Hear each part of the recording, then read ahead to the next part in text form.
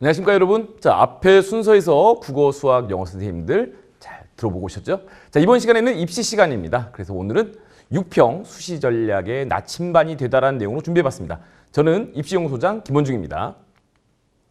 자, 오늘 다룰 내용은 크게 두 가지를 준비해봤습니다. 먼저 데이터로 보는 6월 평가원이고요. 그리고 이제 뒷부분에서는 수시 전략 좀 설계를 해보는 시간을 갖도록 하겠습니다. 물론 이 6평 시험을 보고 나면은 이 6평이 꼭 수시만 이야기하는 것은 아닌데 아무래도 우리 수시 원서를 이제 9월에 써야 되잖아요. 그러면 6평 시험과 9평 시험의 가치점을 좀 종합해서 원서를 써야 되는 좀 그런 단계다 보니까 수시 전략을 좀 미리 함께 설계해보는 좀 전체적인 맥락을 한번 잡아보려고 합니다. 자, 먼저 데이터로 보는 6월 평가원 살펴보도록 하겠습니다. 앞에 선생님들께서 충분히 난이도에 대한 이야기도 다 해주셨을 텐데 우선 저는 입시적인 면에서 데이터적으로 좀 접근을 해봤습니다. 우선 국어, 수학, 영어를 작년 수능과 비교해 봤을 때 물론 개인적인 느낌, 체감 분명히 다를 수 있습니다. 왜냐하면 좀 준비되어 있는 정도에 따라 좀 다를 수도 있고 또는 좀 취약한 부분이나 잘하는 부분에 대한 또 개인적인 차가 있을 수 있습니다. 우선 국어는 점수로 봤을 때도 작년 수능에 비해서 좀 약간 쉬웠다라고 좀 보고 있습니다. 수학의 경우는 선택 과목에 따라 좀 더 체감이 다를 수 있는데 우선 공통 부분이 좀 쉽게 출제가 되었고요. 그 다음에 미적 기하의 선택은 좀 어렵게 그리고 확통은 좀 쉽게 나왔어요. 그래서 제가 전체적으로는 작년 수능과 비슷한 난이도다라고 이야기를 하고 있습니다. 자, 영어는 이제 쉽게 출제되었습니다. 자, 그러면 먼저 가채점 단계이지만 대성마이맥에서 어떻게 이 표준 점수를 추정하고 있는지 그것도 한번 함께 살펴보겠습니다. 작년 25학년도 수능 함께 비교해 볼 겁니다. 작년에 국어, 수학 시험 다 쉬웠습니다. 그리고 보면 최고 표점이 엄매가 139, 화작이 136인데요. 이렇게 130점대의 점수가 나오는 이러한 난이도는요, 보통 우리가 쉽다라고 느낄 정도입니다. 원점수도 보니까 1컷, 등급 컷이 엄매가 91, 화작이 94 정도였어요. 자, 지금 저희가 추정하고 있는 거 물론 가채점이기 때문에 실제점 나오면 좀 달라질 수 있습니다. 그 좀 오차가 있을 수 있는 거 좀 감안해 주시고요. 최고 표점 엄매 기준으로 133, 화작이 130입니다. 확실히 작년 수능보다 최고 표점 낮죠. 그만큼 좀 쉬웠고요. 그 다음에 1등급 컷, 2컷. 자, 원점수로 한번 비교해 보시면 엄매가 93점으로 작년보다 높았어요. 자, 화작 점수 차이가 큽니다. 엄매에 비해서 4점 높아요. 그래서 97점이 1등급 컷으로 지금 예상이 되고 있습니다. 그래서 작년보다 좀 쉬웠던 점수임을 표점으로 확인해 볼 수도 있고 원점수 컷으로도 확인해 볼 수 있습니다. 자, 수학도 함께 살펴보도록 하죠. 자, 수학 시험이요. 작년 수능이 좀 쉬웠습니다. 이 선택형 수능으로 지금 바뀐 게 22학년도부터 했으니까 벌써 올해가 5년 차지 않습니까? 이 시험 중에 이렇게 쉬운 경우 별로 없을 정도로 상당히 쉬운 수능 그리고 6평입니다. 자, 원래 이렇게 좀 연속으로 쉽지 않은데 작년에 어느 정도 있냐? 25 수능은 미적이 140점, 확통이 135점 정도였습니다. 평상시에 비해서 거의 표준점 최고 표점으로 보면 확통 기준으로 거의 한 8점, 거의 10점 가까이 정도 낮게 형성이 됐고요. 미적도 마찬가지로 꽤 많이 낮게 형성이 되었었습니다.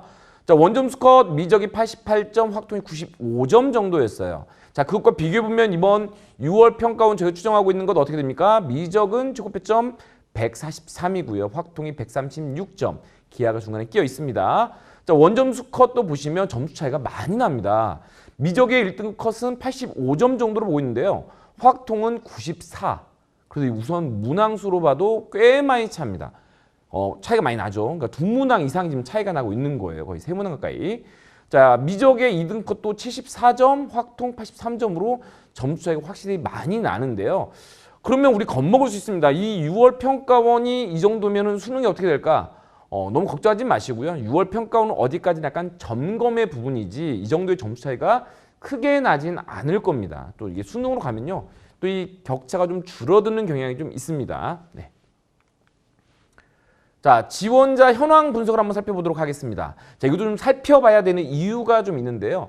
최근 들어서 이제 작년부터 사탐런이 이제 등장을 했습니다. 그런 용어가요. 자, 그런 면이 있으면서 학생들이 좀 이동들이 좀 보입니다. 네, 그런 것도 있고 또 올해 26학년도의 수험생은 또 뭐라고 이야기하죠? 고3 수험생들이 황금돼지띠라고 해서 수험생들이 좀 늘었습니다. 자, 전체적으로 한번 25학년도와 비교를 해보니까 재학생, 자, 지원자 기준입니다. 지원자 28,000여 명 늘었고요. 그 다음에 N수생은 1000명대 늘었습니다. 전체적으로 약 3만여 명 정도 전년 대비 늘었습니다. 아마도 올해의 이 수험생은요, 앞으로 깨지기 힘들 정도로 이 피크를 찍고 점점 이제 하향세에 갈 걸로 예상을 하고 있습니다. 자, 6월 6평, 9평 수능의 이 지원 자량을 쭉 한번 보면, 자, 지금 제가 오른쪽 표로도 이제 그래프도 준비를 했는데, 이걸 패턴을 좀 살펴보면 어떻게 되냐면요. 6평, 9평 수능을 봤을 때 N수생이요. 비율이 똑같지는 않습니다. 어느 정도의 느낌이냐면요. 6평 대비 9평이 거의 6평에서 수능을 비교하면 거의 2배로 늘어요. 전체 지금 한번 데이터로 보시면요. 거의 반복적으로 똑같이 지금 늘어나고 있습니다. 자, 비율로 N수생의 비율이 올해는 어떻게 될 거냐면 지금 작년보단 재작년에 N수생의 비율이 정점을 찍었어요. 그 이유가 있었습니다. 재작년에 고3이 좀 적었어요. 약간 골짜기처럼 한번 꺼졌기 때문에 그때 N수생이 좀 많이 합류를 하면서 비율이 상당히 높았었습니다. 그래서 절대적인 N수생의 수치는 재작년보단 작년, 그리고 아마 올해는 더 늘어나긴 할 건데 비율상으로는 N수생의 비율은 작년 그 비슷하게 나올 거고 재작년보다는 좀 적을 걸로 보입니다. 자, 그래서 26학년도에 수능 지원자 예상으로는 N수생은 약 67%, N수생은 33% 내외 정도로 예상을 하고 있습니다. 우리가 6평, 9평의 지원자 현황을 가지고는요, 이 학생들이 어떤 선택 과목을 결정했는지 나오진 않습니다. 보도자료에서는요. 그럼 언제 나오냐면 실채점이 끝나고 나는, 즉 이게 점수가 가채점이 아니라 실제 성적표를 받게 되면 그때 언매 선택자가 비율이 얼마였다, 미적 선택자의 비율이 얼마였다라고 하는 게 발표가 됩니다. 자, 그럼 지금 우리가 6평의 가채점이다 보니까 좀 궁금하긴 해요. 어떤 과목에 응시했는지 궁금할 수 있지만 아쉽게도 현 단계에서는 공식적으로 발표는 하지 않습니다. 그래서 제가 뭘 준비했냐면 이 6평의 같은 시점에서의 지금 23학년도, 24학년도, 지금 약간 오타가 있습니다. 24학년도와 25학년도, 26학년도인데 먼저 전체적인 수치를 보여드린 다음에 좀 더 세분화해서 선택 과목도 한번 같이 살펴보도록 하겠습니다. 우선 전체적인 윤곽 6평을 기준으로 보시면요. 빨간색들이 좀 다 늘어났습니다. 자, 왜 늘어나요? 네, 전년보다 수험생이 늘었기 때문에 그렇습니다. 24학년도보다 늘었고 25학년도보다 더 늘었기 때문에 빨간색으로 바뀌어 있는데요. 이 아래쪽을 보면 어떻게 되어 있냐. 24학년도에 비해서 25학년도의 경우는 이 과탐도 늘긴 늘었었어요. 그런데 그것보다는 확실히 사탐 선택자가 좀 더 많이 늘었거든요. 근데 24학년도까지는요.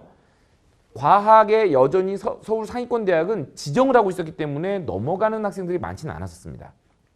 그런데 25학년도 사탐론이라는 용어가 등장할 정도로 대거 이동이 있었습니다. 실제로 이제 보시면 지금 좀 전에 그 이야기를 했어야 됐죠. 2단계에서는 그래도 확실히 사탐 많이 넘어간 걸 보이는데 이때 이 움직임을 바탕으로 6평 때 상당히 넘어간 학생들이 점수 효과도 받고 또 여기에 25학년도 수능에서 성적을 잘 본 학생들의 사례가 있다 보니까 올해 25학년도에 비해서 26학년도 동시 비교했을 때 6평과 6평을 비교했을 때 늘어난 인원 보세요. 사탐 쪽이 9만 6천여 명 늘었고요. 과탐이 3,600명 정도 줄었습니다. 이때 여러분 좀 조심을 하셔야 되는 해석은 뭐가 있냐면 여기에서 사탐이 늘어나고 과탐이 줄어든 것의 카운팅은요. 사탐, 과탐도 사탐이 늘어난 걸로 간주를 합니다. 네, 그런 부분 좀 참고를 좀 하셔야 될 것 같습니다. 네, 그래서 아까 좀 잠깐 헷갈릴 부분을 말씀을 드렸는데 이때 25학년도에 사탐론이 있긴 있었지만 그래도 과탐이 마이너스는 아니었고 늘어난 부분은 있었다. 그런데 25학년도에 비해서 26학년도는 확실히 과탐은 줄고 사탐으로 많이 이동을 했음을 전체적인 지원자 현황으로 확인해 볼 수 있습니다. 자, 이번에는 이게 뭐냐면요. 좀 전에 말씀드린 대로 좀 더 어떤 과목들을 선택했는지, 좀 전은 사탐인지 과탐인지밖에 영역밖에 안 보였잖아요. 이번에는 과목으로 좀 쪼개볼 건데 먼저 국어를 좀 보도록 하겠습니다. 화법과 작문과 언어와 매체를 비교를 하는데 보통 통상적으로 학력평가 대비 N수생이 같이 시험 볼 수 있는 평가원 시험의 경우는요. 좀 어려운 과목인 언매의 응시자 비율이 좀 더 높게 나타나는 편이긴 합니다. 네, 그걸 감안하고 보더라도 확실히 어떤 모양새냐면요. 22학년도 즉 21년에 평가원 시험을 기준으로 점점 언매 선택자 계속 늘었었거든요. 그러다가 작년부터 언매 선택자가 줄고 화작 선택자가 늘어나는 그런 모습이 보입니다. 자, 그런데 지금 제가 보여드리는 건 또 뭐예요? 올해 25년 3월과 5월 학평의 응시자를 한번 체크를 해보니까 25년 3월 학평의 화작 선택자가 66.24% 그리고 25년 5월 학평의 화작 선택자가 66.9%입니다. 자, 그래서 작년과 비교해 보더라도 이러한 이유들 때문에 확실히 올해는 이 6평에서도 나중에 실채점이 아마 나올 때 또 분석을 또 해보면 분명 화작 선택자가 예년보다 더 늘어날 걸로 예상이 됩니다. 자, 이번엔 또 수학을 한번 살펴보도록 하겠습니다. 수학도 같은 패턴이에요. 계속해서 미적이 늘고 확통이 줄었거든요. 그런데 그게 작년 수능에서 다시 확통이 조금씩 반등하는 그런 모습이 있었습니다. 자, 이번에 아직 평가원은 지금 나온 건 아니지만 25년 3월 학평, 5월 학평을 보니까 확실히 늘어난 것 보세요. 확통 선택자 좀 늘었습니다. 그래서 아마 이것의 영향을 받아서 실제 6평 그리고 올해 수능까지 보면 예년보다 확통 선택자의 비율이 높을 걸로 예상이 됩니다. 자, 이런 걸 이제 전체적인 맥락으로 어떻게 이해해 볼 수 있냐면요. 25학년도부터 사탐런이 가능하게끔 과목 지정이 좀 폐지가 되는 분위기였잖아요. 그 전까지는 선택지가 없었어요. 서울 상위권 자연계의 학과에 지원하기 위해서는 무조건 미적기하와 과탐을 응시해야만 자격이 주어졌었는데 그게 25학년도부터 풀리다 보니까 사탐, 과탐만의 문제가 아니라 자연스럽게 국어에서도 수학에서도 꼭 좀 더 유리한 점수만을 쫓아갈 게 아니라 나한테 맞는 내가 점수가 잘 나올 수 있는 그런 과목을 좀 찾아가는 경향성을 좀 확인해 볼 수 있었다. 그래서 이번에도 보시면 작년 수능에 이어서 학평에서도 확통 선택자가 늘어나고 있음을 확인해 볼 수 있습니다. 즉, 이 영상을 보고 있는 우리 학생들 같은 경우는 확통 선택일 수도 있고 미적 선택일 수도 있고 기하 선택일 수도 있는데 이 유불리 과연 내가 선택한 게 맞나 이런 거 궁금해하고 두려워할 필요도 없습니다. 그냥 자기가 선택한 과목 열심히 해서 좋은 점수 받고 최선의 선택을 하시면 됩니다. 자, 탐구도 한번 보도록 하겠습니다. 확실히 여러분도 뭐 잘 알고 있다시피 25년 들어서 급격히 늘었습니다. 그래서 이 대표적으로 사문과 생윤, 제가 지금 이 순서대로 놨습니다. 높은 비율로. 그래서 25년 5월 학평의 경우 사문 선택자가 45.51%까지 그리고 생윤은 40.06%까지 늘었습니다.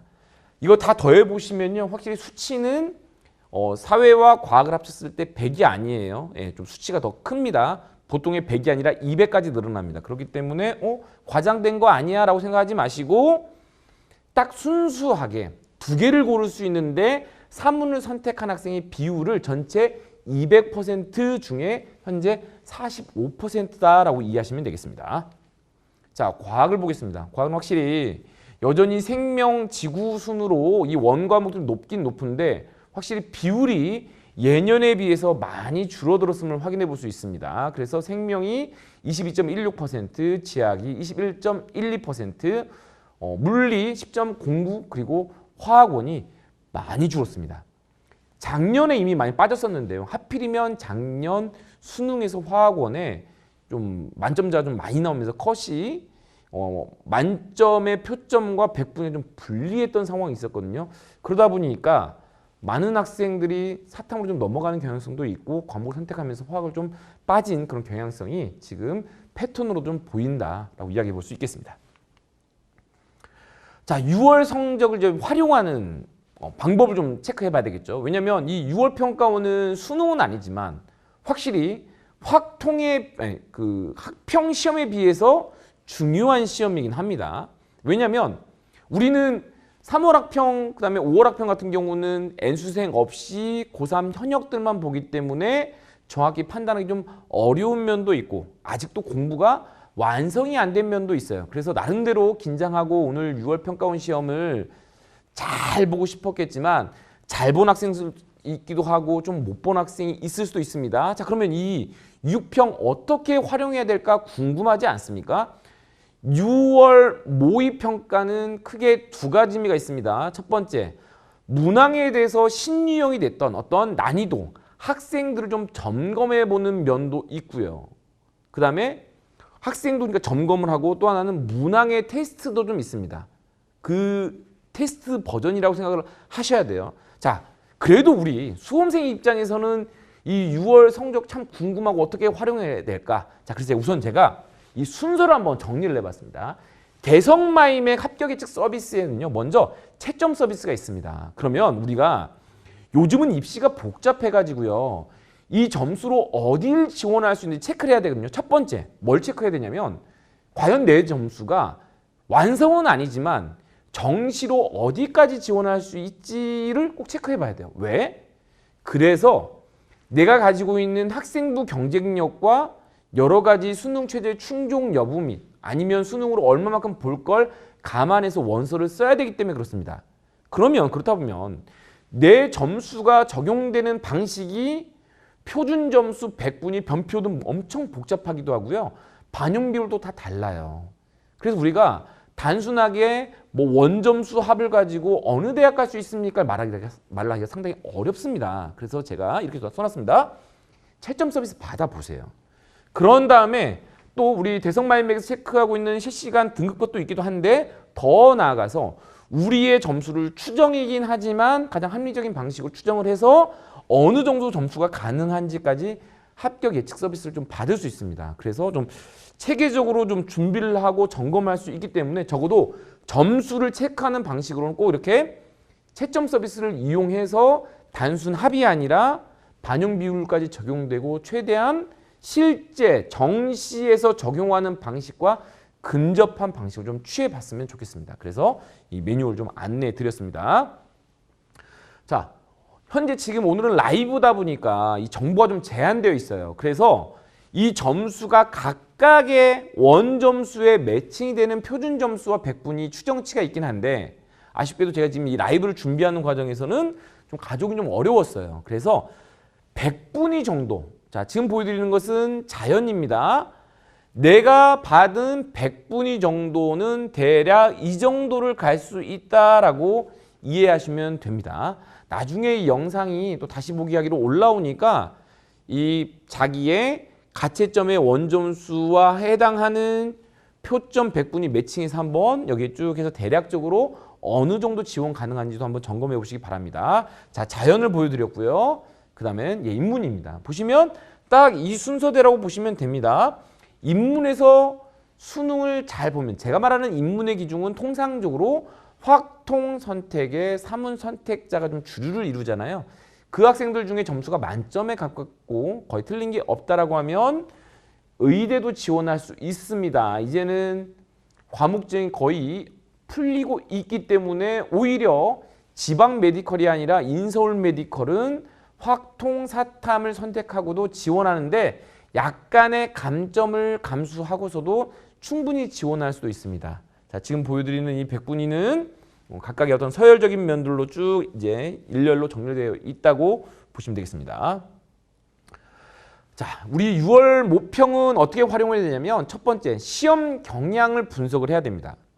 자, 수능 시험의 출제 경향과 난이도를 파악을 해야 되는데 분명히 평가원 시험 우리한테도 의미가 있지만 이걸 주최하는 평가원 입장에서도 올해 수험생의 어떤 수준들도 체크하기도 합니다. 자, 그리고 올해 이렇게 내볼까 저렇게 내볼까 난이도를 좀 조율해 가는 과정이라고 보시면 돼요. 그래서 이 6월 평가원 시험과 9월 평가원 시험의 난이도를 종합해서 수능까지 가게 되거든요. 자, 근데 우리 수험생 입장에서 이번 6월 평가원 시험이 좀 어땠어요?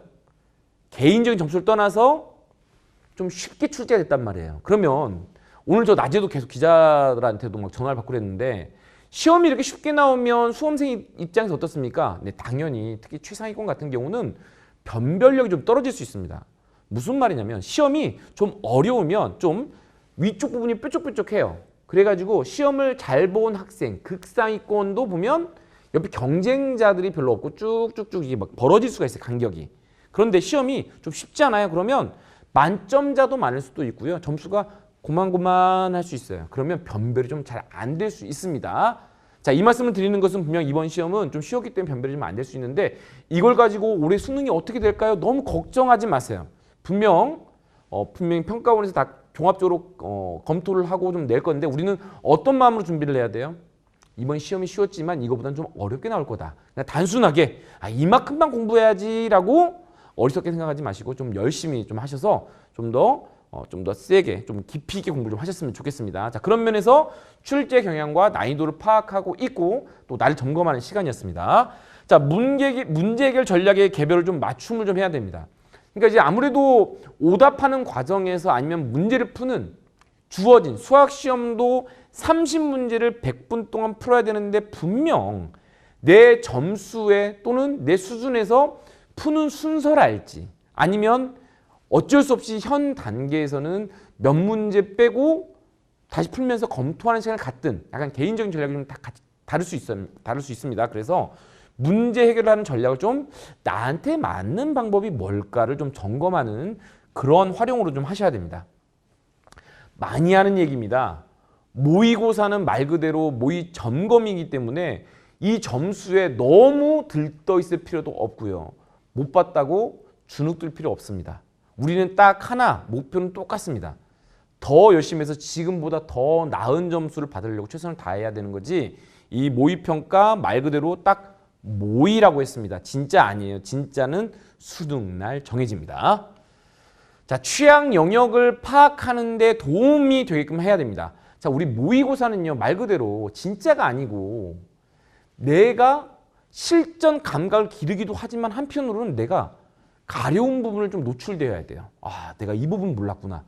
깜짝 놀랐다. 내가 이거 수능에 나왔으면 틀렸을 텐데 다행히도 지금 나와서 내가 지금 틀렸으니까 대비를 해야 되겠다라고 하는 그런 영역을 제시하기도 합니다. 그래서 수능에 준비되는 단계에서 취약 영역이 어딘지가 노출되는 걸로 활용하는 모의평가해야 됩니다. 자, 학습량도 내가 제대로 공부하고 있는지 아니면 나름대로 어떤 사연들이 많이 있습니다. 이번 시험에서는 국어 수학 준비하느라고 탐구는 미처 못했어요. 아니면 탐구 한 과목이 됐다고 해서 그걸 내려놓고 두 번째 과목에 집중하다 보니까 다시 좀 쉬웠던 과목이 또 점수가 시소 타듯이 왔다 갔다 하고 있어요. 이런 식으로 학습량을 점검하거나 안배하는 어떤 경험으로 꼭 가져오셔야 됩니다. 항상 이 시험을 보기 전에는요. 나름대로 평가원 시험 중요하잖아요. 그럴 때는 좀 벼락치기 하듯이 미리미리 공부를 하지만 다시 시험을 앞두고는 해당 시험 범위에 대해서 점검을 하고 유형도 보고 기출문제도 한번 꼼꼼히 좀 봐야 됩니다. 평상시 학습량도 점검하고 학습량의 황금 비율을 잘 유지하시기 바랍니다. 무엇보다 실전 능력을 점검해야 됩니다. 우리 그런 경우 있습니다. 누가 봐도 이 친구는 실력이 좋은데 시험만 보면 잘 못 보는 경우가 있을 수 있는데 분명 그것도 능력입니다. 분명 뭔가 아직 성적이 지금 완성 단계에 지금 실력이 완성 단계에 있지 않은데 시험은 그럭저럭 괜찮게 보는 경우도 있을 수 있습니다. 중요한 건 제한된 시간 동안 점수가 잘 나오게끔 운용을 잘 하셔야 돼요. 모의고사 볼 때. 그래서 그런 능력을 많이 기르는 게 좋습니다. 당연한 얘기 아닙니까? 수능 보기 전에 모의평가를 한 3번, 5번 보고 한 사람과 나중에 일주일에 한 번씩 보는 사람은 분명히 감각이 다를 수 있습니다. 자, 그렇기 때문에 이렇게 중요한 6월 모평 같은 경우는 거의 수능 시험이다라는 마음으로 실전 감각을 기르는 그러한 경험이 되었으면 좋겠습니다. 자, 그럼 이제 두 번째로 준비한 내용 보도록 하겠습니다. 수시 지원의 전략을 설계하는 단계로 한번 살펴보도록 하겠습니다.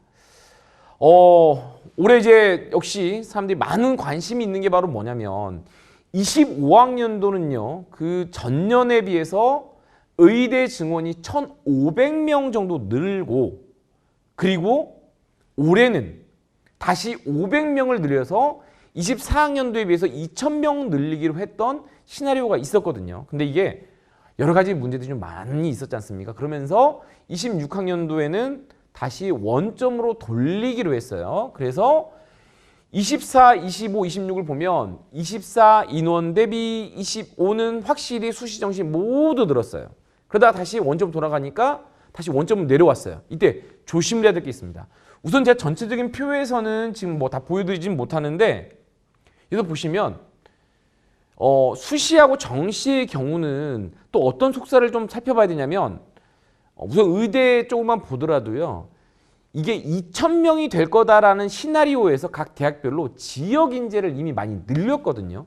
그런데 다시 이걸 원점으로 돌리는데 다시 24학년 돌린 게 아니라 그 지역 인재 비율을 또 그 전이 아니라 나름대로의 학교의 상황에 맞게끔 되돌린 경우도 있고 되돌리지 않은 경우도 있고 또 전형 같은 경우도 논수를 늘렸다가 줄일 때도 그 비율들이 좀 인원이 좀 다 달라요. 네, 그래서 그걸 좀 잘 봐야 될 것 같습니다. 자, 의대 증원이 원점으로 갔어요. 그러면 나머지 치, 한, 수, 약. 자, 이 5개를 메디컬이라고 이해하지 않습니까? 의대를 제외한 치, 한, 수, 약도 역시 메디컬이긴 한데 연쇄적이다 보니까 작년에 25학년도는 가장 윗 라인이 늘었기 때문에 이 지원할 수 있는 점수가 다 영향을 받고 컷이 좀 내려갔잖아요. 그런데 이게 다시 윗부분이 원점으로 돌아가기 때문에 컷은 작년보다 확실히 올라가게 될 겁니다. 자, 전체적인 인원이 이렇고요. 자, 밑에 지금 밝히고 있는데 강원대가 지금 제가 촬영 시점을 봤을 땐 아직 이 모집 요강이 지금 발표가 안 돼서 강원대는 좀 반영을 못한 상태입니다. 정확한 건 다시 수치는 꼭 한번 확인을 해봐야 됩니다. 자, 제가 권역별로 전형별로 이 인원을 한번 정리를 한번 해봤습니다. 우선 모집 정원과 일반의 차이는 뭐냐면 제가 말한 일반은 뭐 정원 외에 뺐어요.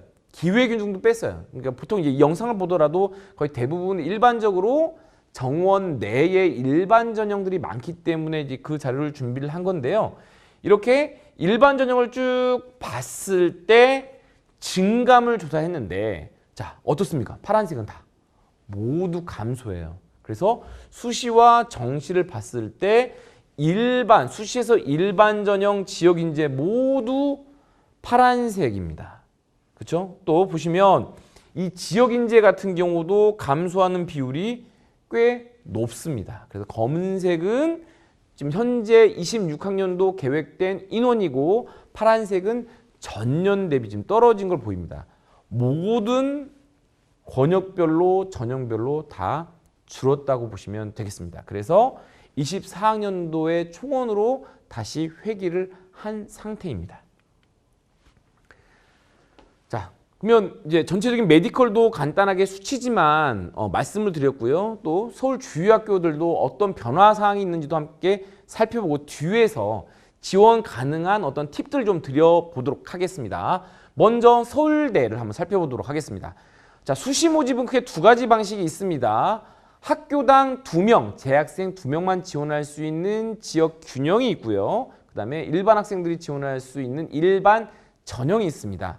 지역 균형은 수능 최저가 있고요. 일반 전형은 수능 최저가 없습니다.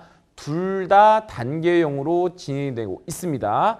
자, 달라진 변화사항 보도록 하겠습니다. 산업공학과가 10명이 늘었어요. 수시는 5명이고요. 컴퓨터공학과는 20명이 늘었습니다. 그래서 수시는 12명이 늘어난 상태입니다. 직윤 선발 확대된 부분이 있습니다. 사회복지학과가 늘었고요. 식품영양학과는 이제는 인문계열 학생도 지원할 수 있게끔 했습니다. 우리 서울대에는 핵심 권장 과목이라는 게 다 언급이 되어 있거든요. 그래서 어떤 과목을 이수했는지에 대해서 꼭 체크리스트처럼 점검을 해야 되는데 좀 바뀐 부분이 있어서 제가 좀 정리를 해봤습니다. 화학 생물공과 식품영양과 첨단융합이 있는데 화학 생물공과 식품영양은 25년에 비해서 26학년도를 보시면 좀 뭔가 완화되었어요. 그러니까 2과목이 아니라 1과목 수준. 근데 첨단융합은 좀 더 강화된 느낌이 있습니다. 생원이 권장 과목이 아니었는데 권장 과목으로 좀 바뀐 부분이 있다. 그래서 혹시라도 서울대 이 학과들에 지원하게 될 학생이라고 하면 꼭 이 권장 과목, 핵심 권장 과목 꼭 체크해 보시기 바랍니다. 다음으로 연세대 보도록 하겠습니다. 연세대는 우선 지금 이유가 없습니다. 이제 변화된 사항이 크게는 없고 밑에 신설된 부분만 좀 언급이 되어 있는데요. 자, 학생부 교과 전형과 활동 우수 전형이 보통 학생들이 많이 지원하는 거고요. 그다음에 논술도 있는데 논술은 수능 전에 보면서 수능 최저가 없습니다. 연대와 고대를 비교하면 둘 다 수능 최저가 있는 편인데 수능 최저가 연대가 좀 더 약한 편이에요. 고대에 비해서. 그러다 보니까 학생부 종합전형만 하더라도 합격하는 컷이 고대에 비해서 연대가 좀 더 높은 편입니다. 왜? 수능 최저가 있긴 한데 점수를 컷을 좀 낮추지는 못하고 큰 힘을 못 쓰는 편입니다. 그러다 보니까 컷이 좀 올라가는 편이 있고 고대는 수능 최저가 세서 컷이 좀 다소 낮은 편입니다. 자, 변화사항 두 가지가 있습니다. 우선 신설된 두 개의 모집 단위가 있는데요. 진리자유학부가 인문계 55명, 자연이 60명입니다. 정시에서도 또 크게 늘어났습니다. 또 신설되는 모집 단위 있습니다. 모빌리티 시스템 전공인데 자연계에서 15명을 모집을 합니다. 자, 고려대 보도록 하겠습니다. 자, 변화된 사항은 제가 new 표시를 했습니다. 우선 학생부 교과 전형의 경우 원래 서류가 20%였는데요. 서류가 10%로 좀 축소가 되었습니다. 수능 최저 있고요. 학업 우수 전형의 경우 자, 수능 최저에 제가 new 표시해놨죠. 이게 왜 그러냐면 첨단학과 같은 좀 더 높은 과들이 있는데 거기는 4합7에서 4합8로 완화를 시켰습니다. 그래서 전체적으로 수능 최저가 교과 전형 말고 종합 전형 그다음에 논술 전형의 경우는 수능 최저가 4합8로 거의 통일이 되었다라고 보시면 되겠습니다. 당연히 의대는 빼고요. 자, 아래로 보시면 변화사항이 있습니다. 학부대학이라고 있습니다. 학부대학이 25학년도에 생겼거든요. 그게 뭐였냐면 정시에서 모집을 했는데 다 분할 모집을 하면서 고대는 다군에서 학부대학 하나만 모집을 했어요. 엄청나게 인기가 많았습니다. 20몇 바퀴가 돌았습니다. 네, 상당히 피곤했나 봐요. 그래서 26학년도에는 이 학부대학이 좀 쪼개져 가지고 정시도 남아있는데 수시로도 넘어왔습니다. 작년에는 정시에서만 모집을 했었거든요. 수시로 모집을 합니다. 어떻게? 학업 우수 전형 8명, 논술 전형 8명 모집을 합니다. 기존에 자유전공이 있었는데요. 고대에서 정확히 발표한 게 이렇게 발표하고 있습니다. 학부대학이라는 모집 단위는 자연계다라고 이해하시고 원래 자유전공이라고 하는 모집 단위 있습니다. 그것은 인문계열 겁니다 라고 이해해달랍니다. 네, 그래서 학부대학은 자연계, 자유전공은 인문계라고 보시면 됩니다. 당연히 잘 알고 있다시피 학부대학과 자유전공 모두 들어가는 관문 상관없이 선택을 다 할 수 있습니다. 물론 특정 학과는 지원할 수는 없습니다.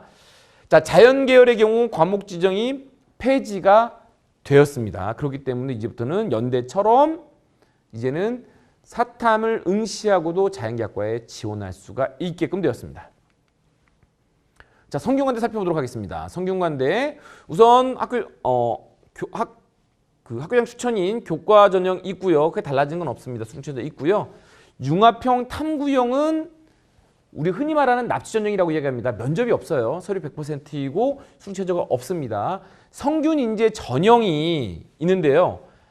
글로벌 융합이 합류를 하면서 이제 단계형으로 진행이 됩니다. 물론 이 영상을 보시는 학생들 입장에서 단계형이 있는 걸 좋아하는 경우도 있고 반대로 좋아하지 않는 경우도 있을 수 있는데 면접이 수능 후에 있어요. 그래서 수능을 잘 봐서 혹시라도 융합형 탐구형 같이 면접의 기회가 없이 납치되면 어떻게 할까 걱정되는 학생들 같은 경우는 이렇게 면접이 있는 성균 인재를 지원해 보면 좋을 것 같습니다. 1단계는 3배수에서 5배수 정도 그 정도에서 1단계 통과를 한 후에 면접이 30% 들어갑니다. 수능 최저는 없습니다. 자, 과학인재 전형은 보통 이제 영재고나 과학고를 뽑는 특별한 전형이고요. 자, 또 크게 달라진 게 있습니다. 논술이 있습니다. 논술. 언어형과 수리형을 각각 이렇게 모집을 하는데요. 기존의 인문 논술, 자연 논술 아니야? 네, 그런 게 아니고 조금 더 다른 게 있습니다. 바로 뭐냐면 분명 수리형은 수리 논술인데 밑에 내용을 보시면요. 자유전공에 언어형으로 15명, 수리형으로 15명 뽑기로 했어요. 근데 그것도 이해 가죠. 왜냐면 자유전공이니까 밑에 보시면 사회과학, 경영, 글로벌 리더, 글로벌 경영, 글로벌 경제. 전통적으로 인문계 학생들이 지원하는 과지 않습니까? 여기에 수리 논술을 통해서 들어갈 수 있답니다. 5명씩 선발을 하고 있고요. 또 그런가 하면 반대로 전통적으로 자연계 학생들을 모집하는 모집단들이 있습니다. 자연과학, 전자전기, 건설환경 이러한 소프트웨어에는 인문 논술 같은 언어형으로 5명을 모집을 합니다. 그리고 공학 쪽은 언어형으로 10명, 글로벌 융합은 언어형으로 4명을 모집합니다. 자, 그러면 이런 생각을 할 수 있습니다. 자연계학과에 가고 싶었는데 자기가 수리 논술로는 좀 어렵고 언어형으로 통과할 수 있을 것 같아 라고 하면 이 방법을 택해도 괜찮습니다. 단, 제한 조건이 있습니다. 언어형을 통해서 자연계학과에 지원하기 위해서는 반드시 수능 최저에 반드시 수학을 의무 반영하게끔 해줘야 된다. 즉, 수학을 완전히 망치면서 언어형을 통해서 자연계학과에 지원하는 것은 막아놨다라고 보시면 되겠습니다. 자, 신설되는 모집단위가 있습니다. 바로 배터리학과가 수시에서 18명, 바이오 신약, 규제과학과가 수시에서 17명 모집을 합니다. 자, 한양대 살펴보도록 하겠습니다. 한양대도 좀 변화사항도 좀 있습니다. 학교장 추천에 추천 교과형 있고요. 숙제도 있습니다. 그 다음에 추천형으로 종합이 있는데요. 네, 좀 달라진 것은 이 의예과가 삼합산대 탐구가 평균이다라고 하는 달라진 부분이 있습니다. 서류형 달라진 건 없고요. 면접형, 이 종합이 1단계에서 7배수로 늘렸습니다. 그리고 면접이 30입니다. 자, 1단계 7배수 늘렸다는 소리는 면접의 영향력이 커진다라고 보시면 되겠습니다. 수능최저는 없습니다. 자, 논술 전형에 지금 빨간색 이유가 있죠. 이게 바로 뭐냐면 한양대의 경우는 수능 최저가 원래 없었어요. 논술에. 근데 일반 학과뿐만 아니라 의대도 모두 수능 최저를 넣었습니다. 그래서 서울 주요 학교 중에 대표적으로 높은 학교 중에 연대와 한양대가 수능 최저가 없었는데 연대는 수능 최저가 여전히 없지만 수능 전이라서 수험생 입장에서는 부담스럽고요. 수능 후에 있는 이 한양대는 지금 수능 최저가 생겼다. 이 부분이 전년에 비해서 달라졌습니다. 자, 또 변화사항도 한번 확인해 보면 뭐가 있냐면 수시 모집에서 모든 전형간 복수 지원이 허용됩니다. 작년에는 복수 지원 못하게끔 막아놓은 전형들이 좀 있었거든요. 이제 올해는 그런 거 없어요. 그냥 맘만 먹으면 쓸 수 있으면 어떤 전형이든 상관없습니다. 한양대 다 써도 됩니다라고 밝히고 있습니다. 자, 증원되는 모집단위가 좀 있습니다. 융합전자 수시 24명 크게 늘었습니다. 미래자동차 12명이 늘었습니다. 데이터 사이언스 수시 12명 늘었습니다. 서강대 보도록 하겠습니다. 서강대 학교장 추천이 교과 100으로 이제 비교과가 빠지고 교과로만 100입니다. 그리고 논술이 원래는 교과 성적, 학생부 성적이 들어갔는데 그런 거 없이 논술고사로만 100입니다. 자, 변화사항이 있습니다. 계약학과 말고 반도체 공학과가 수시 17명으로 신설되었습니다. 자, 다음으로 중앙대입니다. 중앙대 학교장 추천 교과 90에 출결 10이고 수능최저 있고요. 자, 경희대와 마찬가지로 경희대도 올해부터 이제 합류를 하는데 영어 2등급까지 영어를 1등급 간주해 줍니다. 자, 그건 수시에서는 상당히 반길 만한 내용이죠. 자, CAU 융합에서 의학도 모집을 하는데 1단계에서 5배수 면접 30% 적용됩니다. 뭐 나머지는 크게 달라진 건 없고요. 신설되는 학과, 증원되는 학과가 있습니다. 신설되는 학과 지능형 반도체공이 수시 탐구형에서 10명이 늘었습니다. 증원되는 자, 많은 좀 증가분이 보입니다. AI학과 15명, 산업보안학과 10명입니다. 딱 서강대까지는 계약학과가 있는데 중앙대부터 계약학과가 없거든요. 나름대로의 자구책으로 반도체나 이런 AI에 대해서 좀 뭔가 투자를 많이 하고 있는 움직임이 보입니다. 자, 이화여대입니다. 이화여대 변화사항이 좀 많이 있습니다.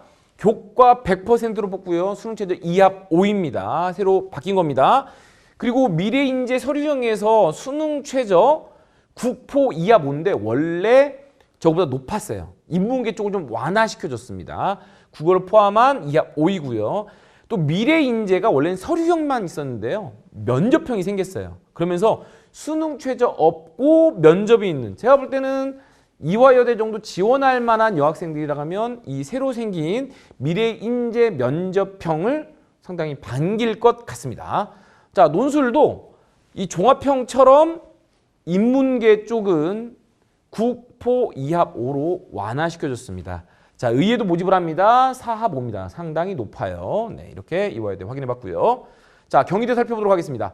경희대 학교장 추천, 학교당 인원 제한을 없애버렸고요. 그 다음에 영어도 2등급을 1등급으로 간주합니다. 경희대가 올해 변화상이 많은데요.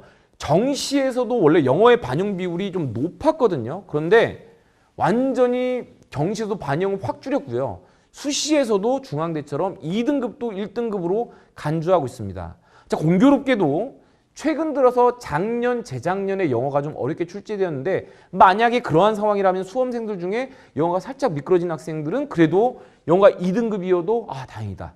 1등급 처리해 주는구나 라고 하면 상당히 반길 부분일 것 같습니다. 자, 네오 르네상스 종합형이 있는데요. 의치, 약하는 단계형으로 바뀌었습니다. 단계형에 수능 최저를 집어넣습니다. 그래서 단계형이 4배수 선발이면서 3합4라고 하는 수능 최저를 넣었습니다. 이 의치 한약을 제외하고는 수능 최저가 없거든요. 여기만 3합4로 넣어주었습니다. 자, 서울시립대입니다. 변화사항 있습니다. 우선 지역균형에서 이 비교과를 10으로 줄였습니다. 3합8로 완화를 했고요. 그 다음에 종합형 1이고 2가 있는데 종합형 2도 수능 최저를 없애버렸습니다. 논술 교과 20으로 바꿨고요. 그 다음에 한국외대는 큰 변화는 없습니다. 학교장 추천 그대로 가고요. 종합형은 모두 수능 최저가 없습니다. 면접이 있는 경우 없는 경우 있고요. 수능 최저 있는 논술 100 고사로 봅니다. 자, 이렇게 해서 주요 학교는 살펴봤고요. 저도 많이 궁금한 내용을 좀 제가 준비해봤습니다.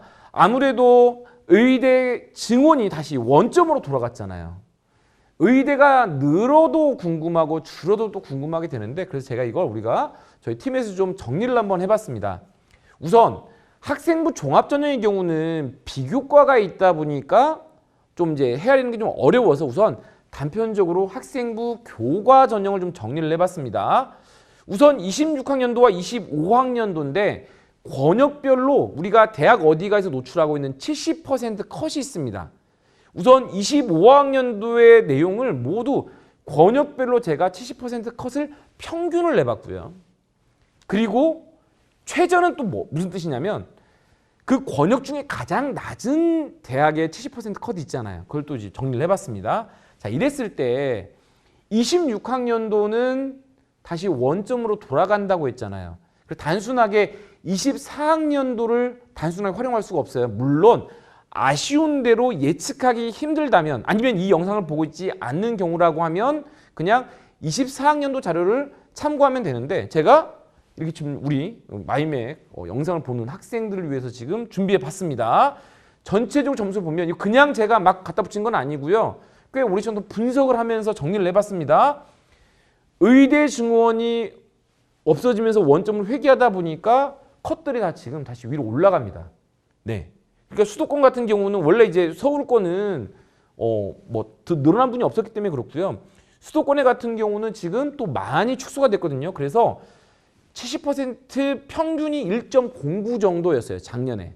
그게 1.06 정도로 올라갈 거다. 그리고 가장 낮은 대학은 1.13 정도였는데 그것도 1.07 정도로 올라갈 것 같다. 그래서 전체적으로 이러한 점수들이 쭉 상승되는 부분들이 보이고요. 이 아래쪽 쭉 내려가면 이 연쇄적으로 약까지 다 영향을 줍니다. 자, 그런데 여기서 중요한 게 있습니다.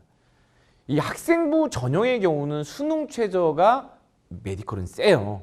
메디컬은 센데 의대는 세고 또 아래쪽에는 아래에 있는 레벨만큼 수능 최저 좀 완화돼요. 그러다 보니까 왠지 여기서보다는 더 크게 올라가야 될 것처럼 보지만 각각의 계열별로 수능 최저가 또 나름대로 합리적으로 또 적용되다 보니까 그것까지 다 감안했을 때 이 정도로 컷이 상승될 것 같다라고 분석이 되었습니다.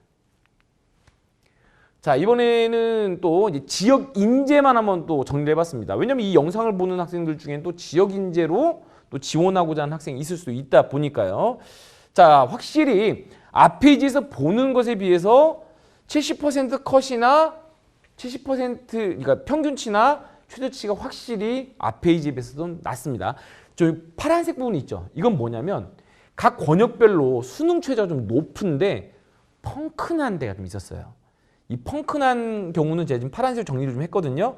자, 펑크난 걸 그대로 비율로 가져갈 수는 없고요. 자, 펑크가 나지 않은 걸로 간주했을 때 컷이 이렇게 좀 당겨지는 것들이 보입니다. 그래서 이 파란색들이 있는 부분에서는 좀 편차가 좀 크게 나타날 수 있는데 그래도 여러분들 이 영상을 보면서 70% 평균 및 최저를 보시고 최저인 경우는 수능 최저가 좀 세기 때문에 각 권역별로 70% 컷이 좀 낮을 수 있다라고 보시면 됩니다.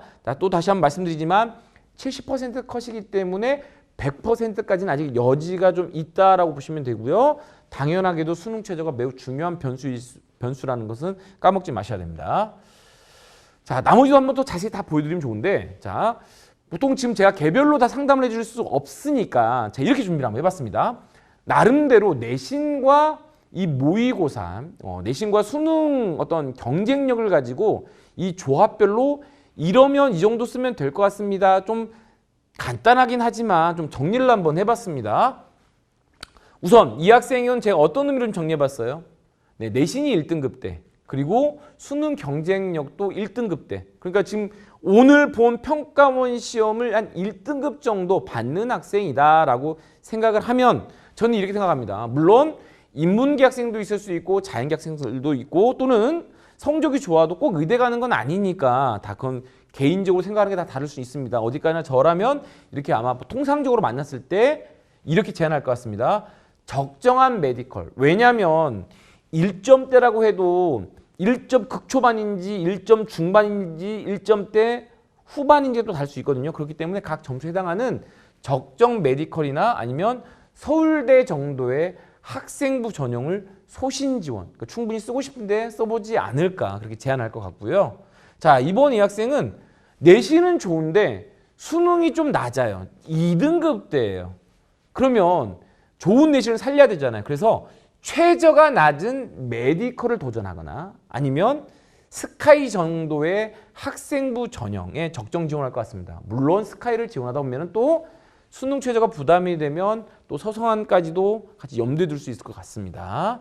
자, 이번에는 내신이 여전히 1점대인데 수능이 한 3등급대 나올 것 같은 이러한 경우. 자, 이때는 완전히 극단적입니다. 수시에서 못 살리면 정시로는 상당히 위험해지는 경우예요. 그래서 최저가 없는 서울 주요 대학 학생부 전형, 예를 들어서 뭐 어디 고대 학업부 전형이랄지 성대나 한양대나 서강대에 그냥 서류 100%인 그런 학생부 전형 그리고 고대를 제외하고는 수능 최저가 없으니까 최저 없는 서울 주요 대학 학생부 전형에 안정 지원을 해야 되지 않을까라고 생각이 됩니다. 물론 앞으로 남아있는 시간 동안 수능 경쟁력을 끌어올리면은 더 좋은 원서의 조합이 나올 수 있습니다.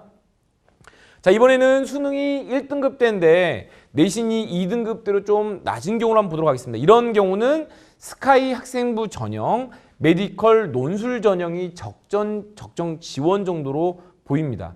왜냐하면 2등급으로 시작하는 경우는 순수하게 그 학생부 뭐 딱 대놓고 이야기할 수는 없지만 아무래도 주요 대학을 쓰는 게 쉽지는 않습니다. 그래서 아마도 이걸 전환해서 잘 나오는 수능을 활용하기 위해서는 메디컬 논술 정도를 쓰는 게 적정하지 않을까라고 생각됩니다. 자, 이번에는 내신이 더 안 좋네요. 네, 3등급대예요.